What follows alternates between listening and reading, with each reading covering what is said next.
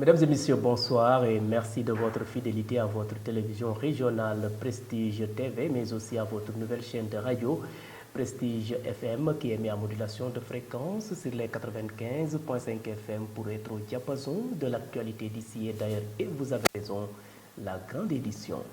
Au sommaire, les candidats à l'élection présidentielle de 2024 et membres du collectif FC25 étaient ce lundi matin au siège du Conseil constitutionnel pour déposer des requêtes. Les détails dans cette édition. La plateforme Aar Sunu Élection section Thiès s'est retrouvée ce week-end à la place Mamadou Dia sur la promenade des Thiessois pour réclamer une date pour l'organisation des joutes électorales. Et puis le maire de la commune de Diass, Mamadou Ndione, invite les acteurs politiques à œuvrer pour la pacification de l'espace politique. Il a tenu ses propos lors d'une rencontre dans sa commune. Le suivi de l'actualité internationale et la page sportive mettront à terme à ce rendez-vous d'information. Merci de votre fidélité. Le développement, c'est dans une poignée de secondes.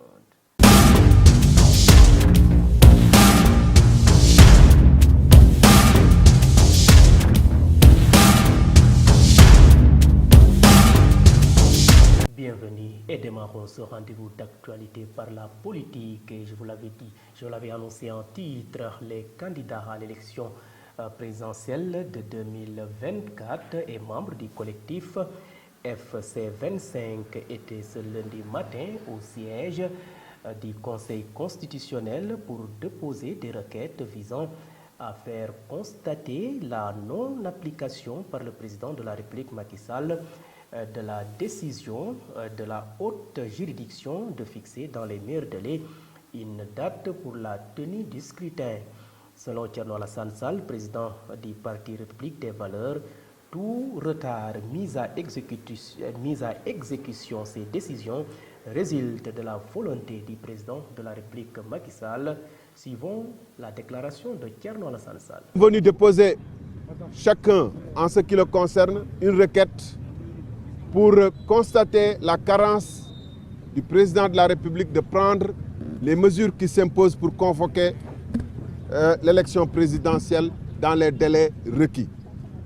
Cette carence va entraîner notre pays dans une situation relativement grave, puisqu'elle pourrait non seulement nous amener à une situation où le 2 avril, un président élu n'est pas encore installé, mais on ne sait même pas jusqu'où, compte tenu du dialogue qu'il a ouvert, on pourrait aller. C'est pourquoi le Conseil constitutionnel, qui a déjà dit dans son avis 1C du 15 février que la Constitution actuelle s'applique dans sa plénitude, doit constater cette carence-là et le risque qu'elle fait courir au pays et en prendre les dispositions nécessaires. Premièrement, de constater que le 2 avril, M. Macky Sall ne sera plus président de la République et anticiper sur la situation qui pourrait en résulter.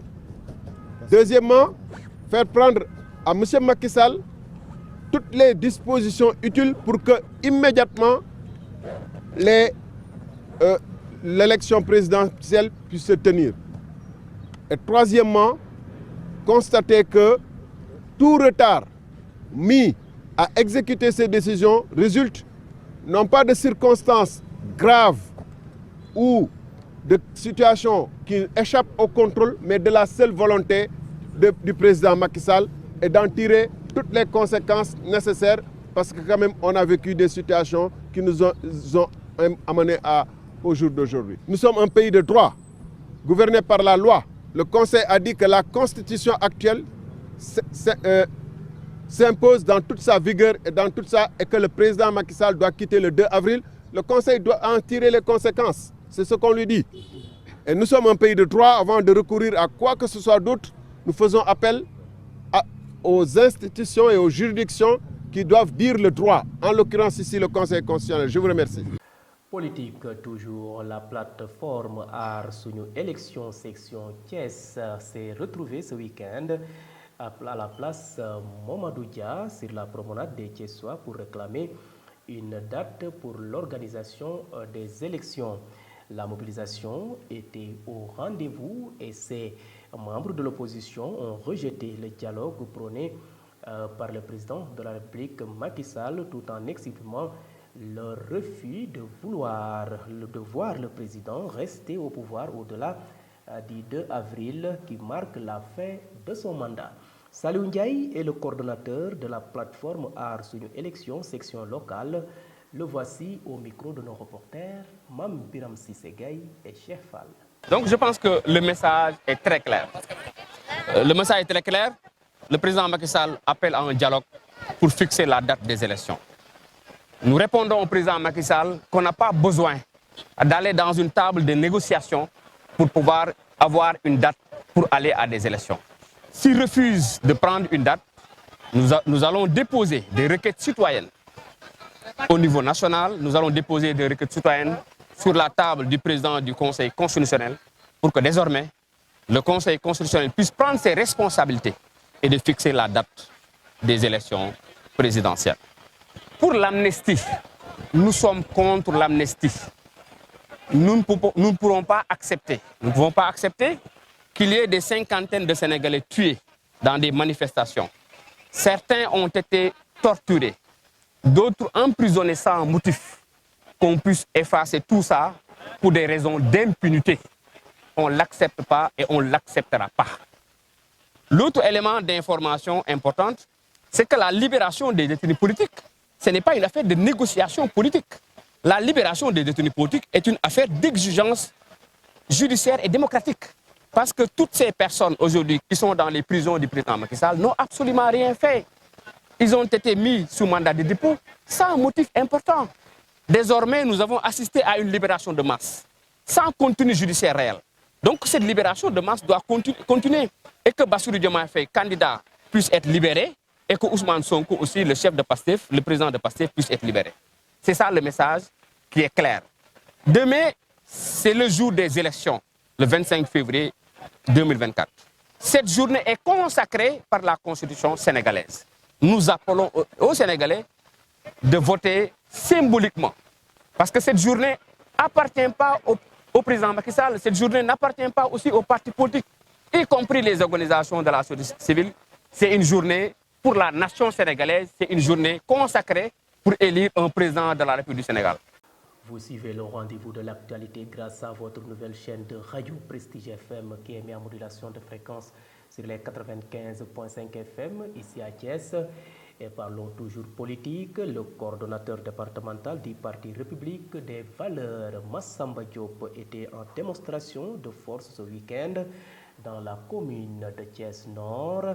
Au terme de sa randonnée politique, il a fait face à la presse pour évoquer la situation actuelle que traverse le Sénégal. Selon Massamba Diop, selon lui, le parti du président Thierno Alassane Sall ne compte pas prendre part au dialogue lancé par le chef de l'État et qui a démarré aujourd'hui lundi. Suivons la réaction de Massamba Diop au micro de Doudou Dieye. Dialogue bi position bi ci coordination départementale bi di wax moy la position du parti et de notre président Thierno Alassane Sall. Ñun demuñu dialogue, yablawuñu kenn mu dem dialogue. Pour ce dialogue, on prend la partie de Thierno Alassane Sall. Nous, on n'ira pas au dialogue et on n'envoie personne aussi, car Thierno Alassane Sall ne va pas participer au dialogue. On prend l'exemple quand on traverse une rive. Chacun essaie de trouver un moyen de passer. Lors du traversée, il y en a qui vont arriver, d'autres ne vont pas y arriver car il y a des choses qui les retiennent. Mais imagine, nous qui avons réussi cette traversée. Et tu me dis de retourner. Je ne vais jamais retourner. Pour nous, ce dialogue n'a pas son importance. Le président Macky Sall devrait organiser les élections et que le meilleur gagne. Nous, on n'ira pas au dialogue. Pour cette loi d'amnistie, ça ne concerne pas uniquement les prisonniers, mais c'est comme si on soumettait les compteurs à zéro. Cette loi veut juste pardonner ceux qui sont dans le gouvernement. Ceux qui sont dans le pouvoir n'ont rien à perdre. Mais ceux qui sont dans l'opposition, ils doivent s'en remettre à Dieu et ne pas comploter dans le dos des Sénégalais. Et cap maintenant dans le département de Mbour, où le maire de la commune de Diass, Mamadou Ndione, a invité les acteurs politiques, la société civile, les populations à œuvrer pour la pacification de l'espace politique et éviter de semer les bases d'une confrontation fratricide propice au pillage de nos ressources. Selon lui, si nous élisons un inapte à la fonction, nous allons fragiliser notre pays face au lobby. Mamadou Ndione est le maire de la commune de Diass. Je vous propose de le suivre. Notre pays a du gaz et du pétrole. Il est dans un environnement sous-régional extrêmement difficile, avec la présence du terrorisme chez certains de nos voisins, notamment à l'Est. Certains parlent même de présence terroriste à Kaye. Kaye, c'est à 250 km de Tamba. Kaye, c'est à moins de 750 km de Dakar. Dans un autre registre, comme dans la plupart des pays du monde, le Sénégal subit des pressions internationales venant des lobbies de toutes sortes qui cherchent à universaliser leurs hobbies dans un monde de plus en plus incertain. Le Sénégal, un pays du globe terrestre, est comme assis sur un arbre de complexité à plusieurs branches. C'est pourquoi vouloir réduire la situation de notre pays à une équation simple à résoudre par un coup de baguette magique est une attitude de béate naïveté extrême. Notre pays a adopté depuis 2019, soit 5 ans, un nouveau code pétrolier et une loi sur le contenu local dans les hydrocarbures. Ces deux mesures qui font du gaz et du pétrole un adjuvant essentiel du développement endogène de notre pays, ces deux mesures, disais-je, sont de haute portée patriotique. Il ne faut pas se voiler la face. Ces mesures dérangent et sont pour une large part dans le double jeu actuel de certaines officines étrangères trop intéressées par le Sénégal et qui peinent à comprendre que notre pays prenne en toute souveraineté des décisions de haute portée patriotique. Vous comprendrez donc que devant cette complexité, en rajouter à l'instabilité serait comme mettre du pétrole sur le feu. Notre pays a bien intérêt à la pacification pour ensemble relever les défis.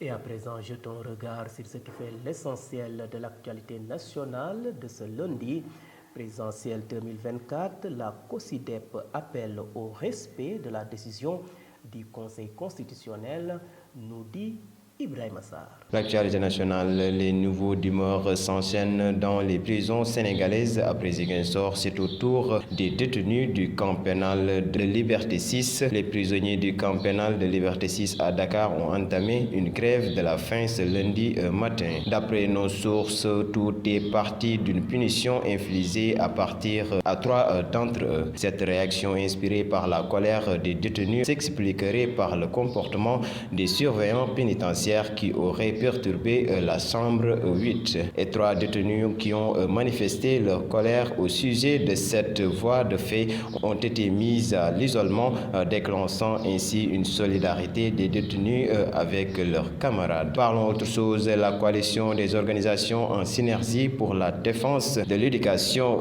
publique au Sénégal a exprimé ses vives préoccupations fait de la résurgence de manifestations liées à une nouvelle crise politique déclenchée par la décision du président de la République de reporter la présidentielle du 25 février. Le CA a constaté avec satisfaction les immenses efforts de la communauté éducative ayant permis de bien traverser le premier trimestre de cette année scolaire particulière marquée par l'élection présidentielle malgré les difficultés notées en l'enseignement en présentiel à l'UCAD et l'enregistrement de 2 préavis de grève d'organisation syndicale. Le deuxième trimestre a été bien engagé à dénoncer la COSIDEP, regrettant que cette nouvelle situation de crise est d'autant plus déplorable que les activités économiques et sociales avaient repris à une liberté dans la circulation constatée. Et pour terminer, le candidat spolié Dr Abdourahmane Diouf et la coalition Abdourahmane 2024 ne participeront pas au dialogue initié par le président Macky Sall les 26 et 27 février 2024. La coalition a encouragé le président de la République à trouver un consensus avec les 19 candidats officiellement retenus pour convenir d'un calendrier conforme aux attentes du peuple sénégalais. Selon Abdourahmane Diouf et sa coalition, les 19 candidats retenus ont droit à aller à l'élection présidentielle pour se présenter en successeur du président Macky Sall jusqu'au 2 avril 2024. Cette date marque la fin d'un mandat et d'un régime. C'était tout pour l'actualité nationale.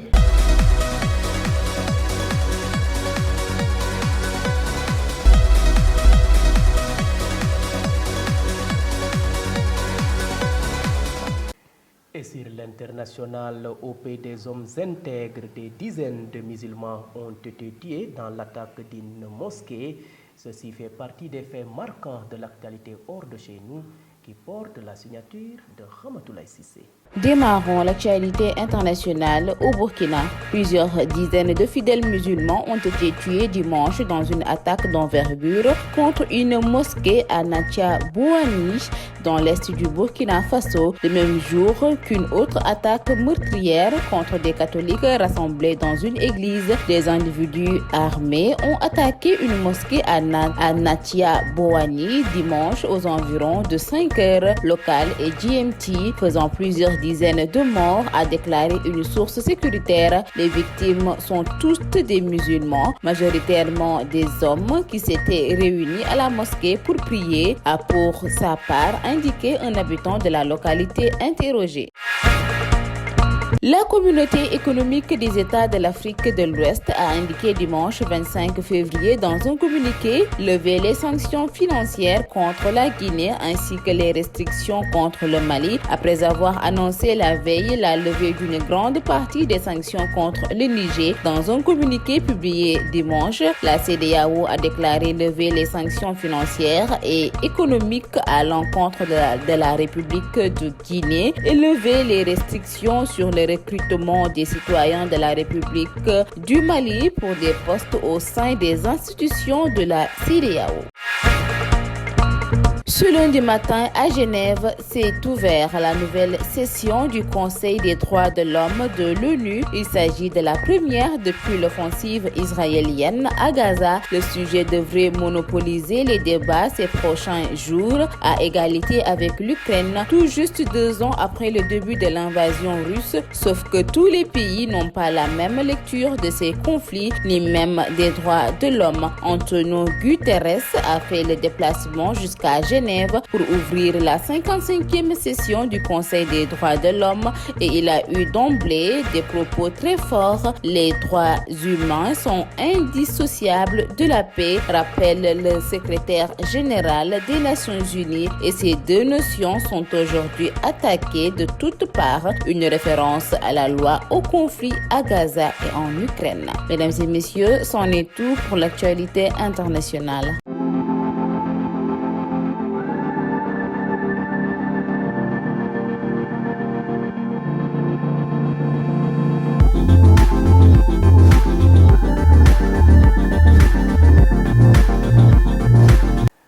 Cette édition par une note sportive. Championnat du monde Bichoc 2024. Le Brésil décroche son 6e titre.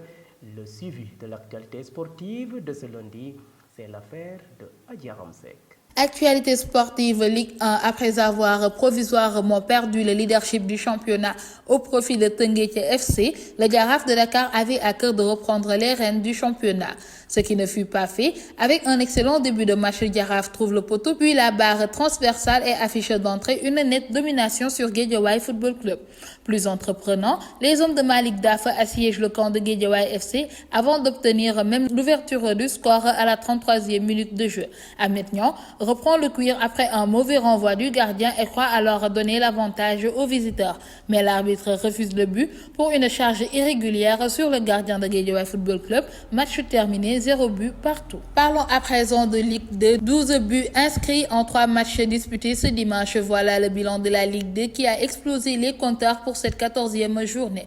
Sur sa pelouse, Niary Tally est redescendu de son petit nuage après sa victoire lors de la précédente journée. Le promu a été défait lourdement sur sa pelouse par Agel 3-0 qui se hisse à la 3e place du classement. La rencontre opposant Amitié FC et HLM Dakar a été très prolifique en but. Ce sont les visiteurs qui ont empoché les points de la victoire sur le score de 4-2. Un succès qui permet à HLM de Dakar de se positionner à la 7e place. Pour finir, le Niambour de Louga a enchaîné un deuxième revers de suite avec sa défaite face à la RSE Yoff 2-1. Le club Yoffois 8e au classement devance ainsi son adversaire du jour au classement qui est 9e à l'issue de cette 14e journée de Ligue 2. Terminons cette note sportive en parlant de Mondial Beach Soccer 2024. Le Brésil a remporté la 22e édition de la Coupe du Monde de Beach Soccer avec un triplé de Rodrigo. La Seleção retrouve la médaille d'or. Son dernier sac remonte à 2017. Depuis, le Brésil peinait à monter sur le podium lors des dernières éditions.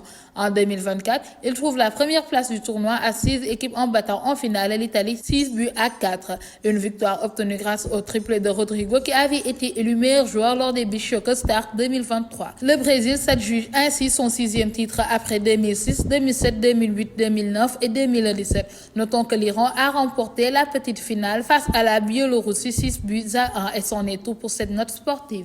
Merci donc à vous, Adja Ramsek, pour cette note sportive. Mesdames et messieurs, c'en est tout. C'était le rendez-vous de l'actualité de ce lundi 26 février 2024. Vous étiez trop nombreux à nous suivre à l'étranger grâce au réseau IPTV et d'autres optent pour nos différentes plateformes, à savoir le site d'information www.prestigethies.com, les pages YouTube et Facebook Live de Prestige.